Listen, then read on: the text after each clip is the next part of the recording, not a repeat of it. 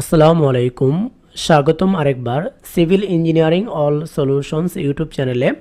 তো আজকে আমি আপনাদের এত সুন্দর একটি বাড়ির ডিজাইন দেখাবো, সব বলার বাইরে। দেখেন, এটা হচ্ছে সেই বাড়িটার সামনের ডিজাইন, খুবই সুন্দর একটি বাড়ির ডিজাইন। এবং এই বাড়িটা আপনি ডুপ্লেক্স বাড়ির ডিজাইন বলতে পারেন। এটা আপনি চাইলে একতলাও করতে পারেন, চাইলে এটাকে দোতলাও করতে পারেন, চাইলে এটা 2 বেডরুমের বাড়ির ডিজাইন বলতে পারেন, এবং চাইলে 4 বেডরুমের বাড়ির ডিজাইন বলতে পারেন, এবং কি 5 বেডরুমের বাড়ির ডিজাইনও বলতে পারেন, অথবা ডুপ্লেক্স দোতলা বা ইন্ডিয়ান বাড়ির ডিজাইনও আপনি কিন্তু বলতে পারেন। সো খুবই চমৎকার এবং খুবই মডার্ন একটি বাড়ির ডিজাইন এটি। সো যারা বর্তমানে কম খরচে একটি সুন্দর আধুনিক বাড়ি করবেন, তাদের জন্য এই ডিজাইনটি করা হয়েছে। তো আশা করি আপনাদের সবারই খুবই পছন্দ হবে। সো এই বাড়ির ডিজাইনটি করা হয়েছে যে ভাইয়ের জন্য, তিনি হচ্ছে আপনার শিবচর মাদারীপুরে এই বাড়িটি করা হবে। তো তার জন্য এই ডিজাইনটি করা, আশা করি সবারই খুবই পছন্দের একটি ডিজাইন হবে এটি। সো এই ভিতরে বাইরে থেকে শুরু করে এটার এমনভাবে এত সুন্দর করে সাজানো হয়েছে, যে কেউ দেখলে তাদের পছন্দ হয়ে যাবে, এমন সুন্দর একটি বাড়ির ডিজাইন। আর সবচেয়ে বড় কথা হচ্ছে, এই বাড়িটা তৈরি করতে গেলে আপনার খুবই কম খরচে আপনি এই বাড়িটা তৈরি করতে পারেন।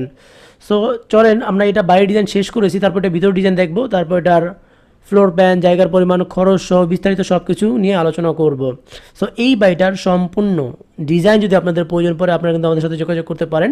এই বাড়িটা সম্পূর্ণ structural design, electrical, plumbing design সহ সম্পূর্ণ ওয়ার্কিং ড্রয়িং, 3D ভিউ সহ সম্পূর্ণ ডিজাইন বই যদি আপনাদের প্রয়োজন পড়ে, আমাদের সাথে যোগাযোগ করতে পারেন। আমাদের হোয়াটসঅ্যাপ নাম্বার স্ক্রিনে দেওয়া আছে, ডেসক্রিপশনে দেওয়া আছে, যেখান থেকে সংগ্রহ করে যোগাযোগ করতে পারেন।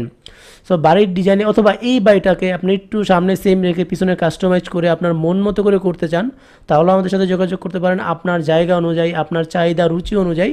তো খুবই সুন্দর করে আপনাকে সুন্দর একটি ডিজাইন প্রোভাইড করা হবে, একবার আপনার মনের মতো করে ডিজাইন করে দেওয়া হবে। সো এটা হচ্ছে নিচতলার গ্রাউন্ড ফ্লোরটা। নিচতলা শেষ হলে কিন্তু আমি এটা দোতলাও দেখাবো যে দোতলাটা কীভাবে করা হয়েছে। তো আশা করি সবারই খুবই পছন্দ হবে, যাতে কম খরচের মধ্যে দেখেন এমন সুন্দর করে খোলামেলাও হইলো, প্লাস হচ্ছে খরচটাও কম হলো। খুব সুন্দর একটি রান্নাঘর, খোলামেলা, কত সুন্দর একটা রান্নাঘর। তো সব দিক দিয়ে একটা বেনিফিট হবে এই ডিজাইনটি আপনাদের জন্য, এবং খরচও কম হবে। তো প্রথম অবস্থায় আপনি খুবই কম খরচ নিয়ে নামলে কিন্তু করতে পারেন, বাকিটা পরে আস্তে আস্তে খরচ বাড়িয়ে বাকিটাও কমপ্লিট করতে পারবেন।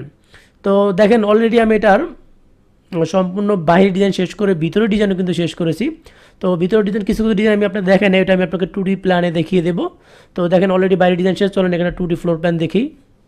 চলেন এখন উপর থেকে ছাদ খুলবো, তারপর ভিতরে কি কি আছে এক এক করে দেখিয়ে দেবো, যাতে আপনাদের বুঝতে সুবিধা হয়। দেখেন উপর থেকে ছাদ খুলে ফেলছি। ছাদ খোলার পর হচ্ছে প্রবেশ, এখান থেকে উঠবেন। চাইলে কিন্তু এই পাশে বসার জন্য সিটও বানাতে পারবেন, ইট দিয়ে চেয়ার বানাতে পারবেন বসার জন্য। এটা হচ্ছে মূল দরজা, এখানে ভিতরে ঢুকবেন। ভিতরে ঢোকার পর দেখেন খুব সুন্দর একটি ড্রয়িং রুম রয়েছে। সো আমি এখানে ওয়াল দিয়ে ড্রয়িং রুমটাকে আলাদা করে দিয়েছি, যাতে এখানে একটা পর্দা লাগালে এখানে মেহমান আসলে যাতে নির্বিঘ্নে চলাফেরা করা যেতে পারে, সেই জন্য এইভাবে করা হয়েছে। আপনি যদি এটা না চান, এখানে ওই দেয়ালটা উঠাই দিয়ে এই দেয়ালটাকে এটা পুরোটা করে এখানে একটা দরজা করে দিতে পারবেন। তারপর এখানে ভিতরে ঢোকার পর দেখেন খুব সুন্দর একটি ডাইনিং রুম রয়েছে, এখানে খাওয়া দাওয়া করবেন।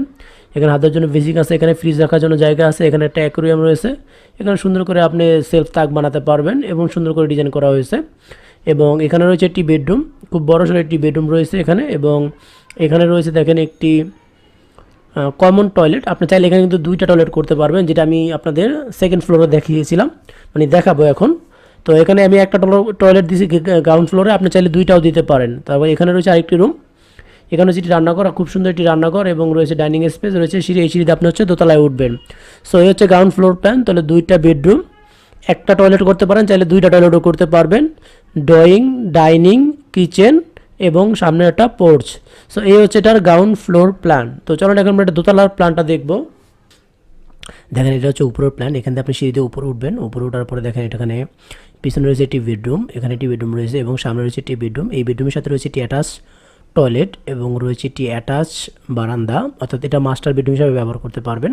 এবং এই পাশে রয়েছে আরেকটি বেডরুম, এটা হচ্ছে বেডরুম, এবং এই বেডরুমের সাথে রয়েছে একটি অ্যাটাচ বারান্দা, সো বা পোর্টস যেটাই বলেন, ওপেন টেরেস এটা বলতে পারেন। সো উপরে রয়েছে 1 2 3টা বেডরুম, 2টা টয়লেট।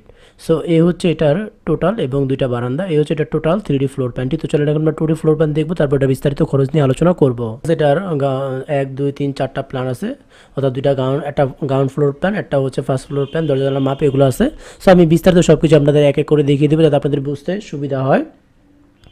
তো এটা এখানে এটা হচ্ছে সামনের যে পোস্টটা আছে, পোস্টটা এখান থেকে এই পর্যন্ত রয়েছে আপনার 16 ফিট 9 ইঞ্চি, এখান থেকে এই পর্যন্ত রয়েছে 5 ফিট। তো ঢোকার পরে রয়েছে এখান থেকে 5 ফিটের একটি 5 ফিট বা 4 ফিটের একটি কী বলে এটাকে আপনার হচ্ছে ফয়ার রয়েছে এবং এখানে রয়েছে একটি drawing room 10 feet 11 inch by 9 feet, খুব সুন্দর একটি ড্রয়িং রুম, চাইলে এটাকে আরও 1 ফিট বাড়ানোও যাবে পিছনের দিকে। এবং এবার রয়েছে বেডরুম 1 11 ফিট বাই 14 ফিট 3 ইঞ্চি, অর্থাৎ বিশাল বড় একটি বেডরুম, 14 ফিট 3 ইঞ্চি লম্বায় অনেক জায়গা আছে। এবং রয়েছে টয়লেট 1 8 ফিট বাই 5 ফিট 4 ইঞ্চি, রয়েছে টয়লেট 2 11 ফিট বাই 14 ফিট 3 ইঞ্চি, অর্থাৎ দুইটা বেডরুমই হচ্ছে বড় বড়।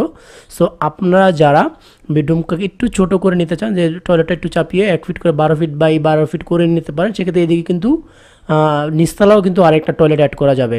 এবং এখানে রয়েছে একটি রান্নাঘর কিচেন 8 ফিট বাই 6 ফিটের খুব বড় সড়ো একটি রান্নাঘর, রয়েছে আপনার dining space 15 feet 4 inch by 11 feet, অর্থাৎ এখান থেকে এই পর্যন্ত রয়েছে আপনার 11 ফিট 4 ইঞ্চি। সো এটা দেন এটা 30 ফিট 11 ইঞ্চি বাই 31 ফিট রয়েছে। তো আপনি চাইলে এই প্ল্যানটাকে আরও কমেও কিন্তু করতে পারেন, 28 ফিট যদি আপনার পাশে জায়গা থাকে সেক্ষেত্রেও কিন্তু করতে পারবেন, কারণ আমার পাশে কিন্তু অনেক জায়গা, হ্যাঁ, তো পর্যাপ্ত পরিমাণ জায়গা আছে। আপনি চাইলে কিন্তু পাশে আমাদের হচ্ছে 14 ফিট প্রায় 30 ফিটের মতো রয়েছে, তো এখানে আপনি চাইলে 28 ফিট হলেও 30 ফিট হলেও করতে পারবেন।